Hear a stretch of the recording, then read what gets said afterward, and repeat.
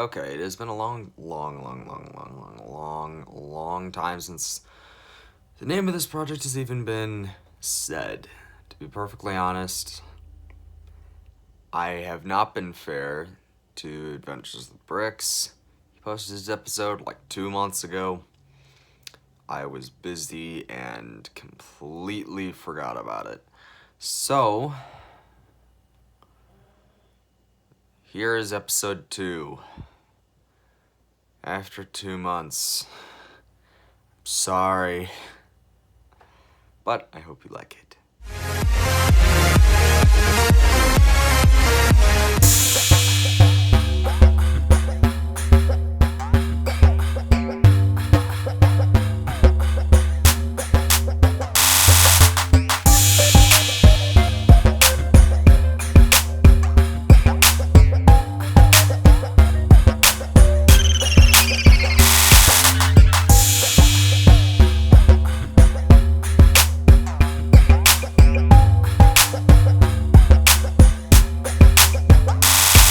Okay, so I'm gonna go over articulation and everything.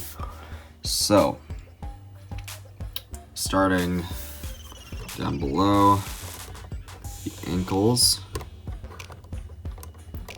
can move 360 degrees. It is not a ball joint. And actually, from the way that they're built, they aren't exactly super sturdy. There we go. That's how they're attached, by a Technic pin. And just like that. So, you know what? Those are so annoying. It took me several tries just to get this thing to stand. Okay, so those connected there. Then I used the old joints. If anybody remembers the old Zurg, Buzz Lightyear kind of figures, I don't even know if they use these joints anymore. But we got the ball joints. And then we have 360 turn here. Another ball joint there. We have a restricted joint there. All of these fingers can actually move.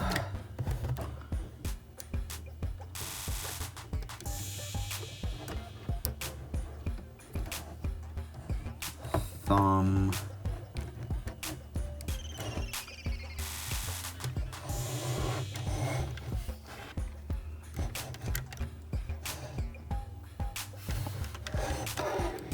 And I guess technically, if you really wanted to, you could technically move these. And then, here's a bit of a surprise. Ta-da, there's nothing. Hope you all enjoyed that. But, there is another thing that's actually pretty cool about this guy. So, I like using interesting parts just to keep the build fun and interesting to actually make. I used parts that I normally don't use. For example, we can see here that's the rim of it. That's the tire rim. And then I used several different hood pieces from cars. There's another one right there. Along with these like fin pieces, usually used on planes and different aerial vehicles. I got a ton of interesting parts, but I have a ton of these around the entire build. The Rhino plates. I have a ton of these. There's one here. Then That's how the thumb's connected.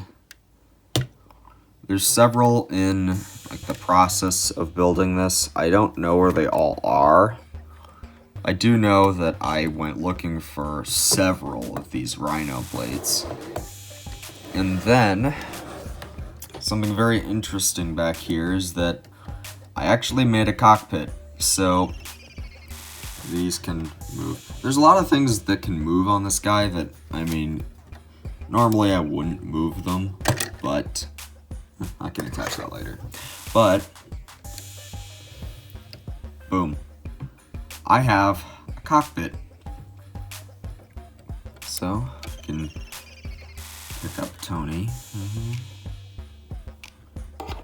But I have a HUD system inside of the Hulkbuster. I think that's pretty cool. That I actually managed to get an actual HUD in this thing. But, yeah,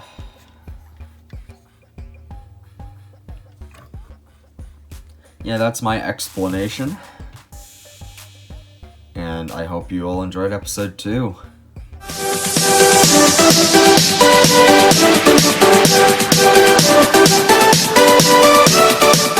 Talk about a bring your son to work day, jeez.